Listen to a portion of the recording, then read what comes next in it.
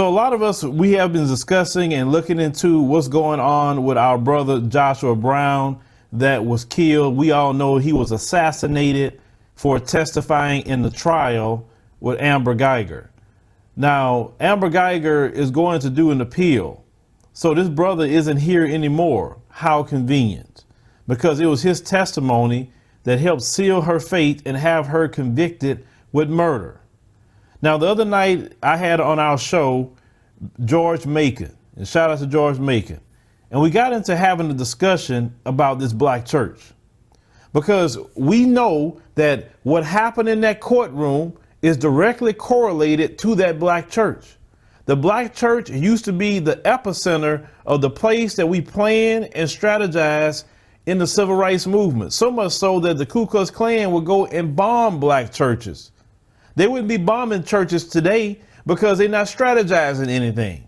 It's nothing but a money grab. And people seeing the money grab. They're seeing what's going on in society, and then they see what these churches are doing, which is a bunch of nothing. And people are hearing it. I'm going to put up a particular tweet from a Dr. DeForest Soares. He says, "I'm a bit tired of people outside the church being experts on what the church ought to be doing. Unless you are in the church, you have no idea what the church is actually doing.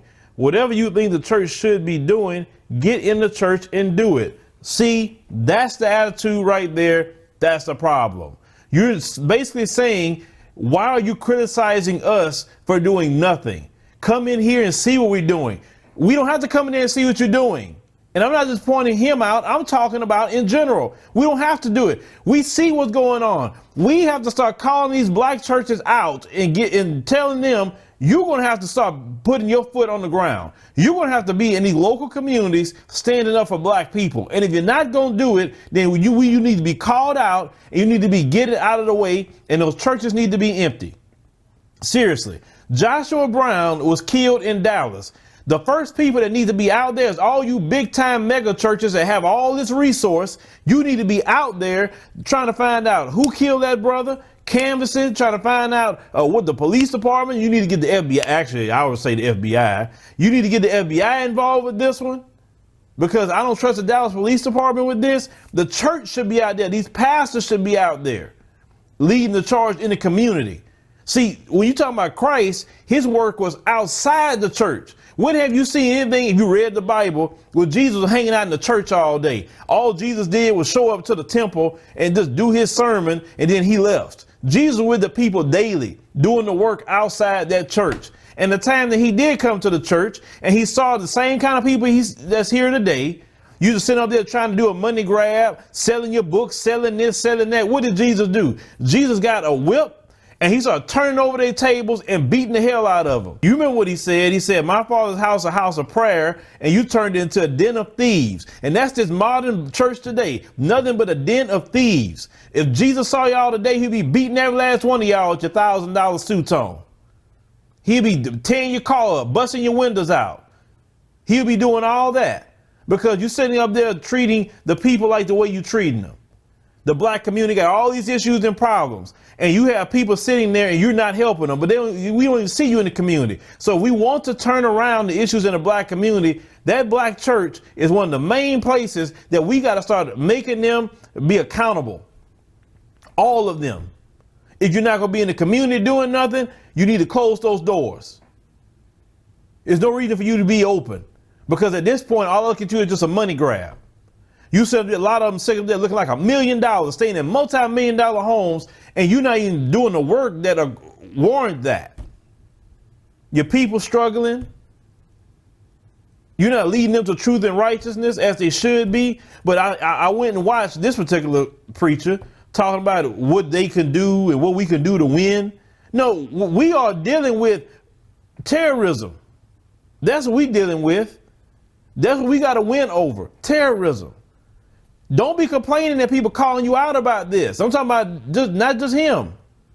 Get out there, do something. Apply pressure to these churches, not just your politicians, these churches, because you invest billions of dollars into these churches every week, black people, every week.